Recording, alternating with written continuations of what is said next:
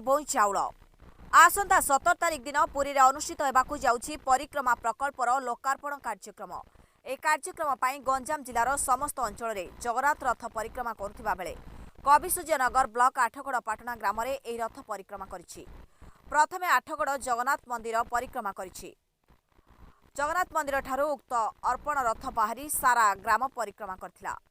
कार्यक्रम में विधायिका व्यतीत सुनील कुमार पलाई, आदित्य त्रिपाठी, अंबिका पलाई, छबिराणी त्रिपाठी, शंभुनाथ चित्त व्यतीत बहु भक्त ग्रामवासी जोग देथिले।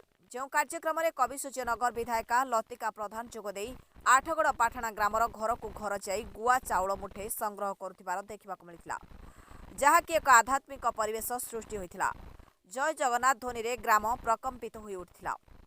ब्यूरो रिपोर्ट, प्रेरणा न्यूज टुडे। जगन्नाथ प्रभु जगतर नाथ जगन्नाथंकर परिक्रमा प्रकल्प होछि एवं गाँ गाँ को विभिन्न मंदिर को प्रभु तरफ निमंत्रण जाउछि एवं सेही निमंत्रण सदृश एवं प्रतिबदल रे आमे गाँ गाँ रे मुठाई चाउल एवं गुआटे दे आमे प्रभु जगन्नाथ पाखक आमर आत्मीयता पठाउछु। कहीं प्रभु जगतर नाथ होछंती ये होछंती मनीषकर भगवान, से मनीष सदृश ही तांकर सबु कार्यक्रम।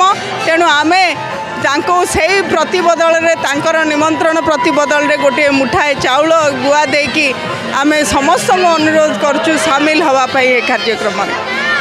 निश्चित भाव में आम समस्त को निवेदन करुचु जे गुआ चाउल दे प्रभु जगन्नाथ पाखरे आम भाव, आम संस्कृति, आम ऐतिह्य को आम आम अंचल पाखक पठेबा, आमर स्नेह भल पाइबा, तांक प्रति जो आदर रही ए स्नेह श्रद्धा आदर चाउल गुआ माध्यम आम पठाऊँ।